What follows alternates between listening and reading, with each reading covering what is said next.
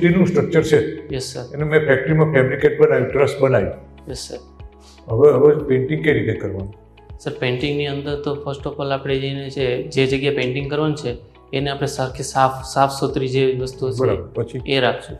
ત્યારબાદ જે પેઇન્ટ છે એનું જે મિક્સચર હોય છે એ એક એવું મિક્સચર હોય છે જેથી ઇઝીલી અને બધું જ જગ્યાએ આપણે પહોંચી વળીએ એ રીતનું સોલ્વેન્ટ. પેઇન્ટ લગાવી દેવાનું પછી સીધું ના સાફ સર. કર્યા પછી?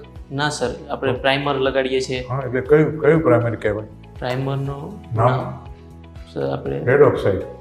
Yes sir. રેડ ઓક્સાઇડ લાલ કલરનું હોય એટલે યાદ એ રીતે રહે ને. Yes sir. સ્ટીલની અંદર આપણે પણ જ્યાં કોરોઝન થતું હોય ત્યાં રેડ ઓક્સાઇડ પ્રાઇમર ચાલે કે બીજું કંઈક વાપરવું પડે? સર વ્હાઇટ ઓક્સાઇડ એક આવે છે, ઝીંક રીચ પ્રાઇમર કહેવાય. Zinc. Zinc rich primer silver કલરનું હોય. Okay sir. ઝીંક. ત્યાં કોરોઝન પછી એના ઉપર પેઇન્ટિંગ થાય.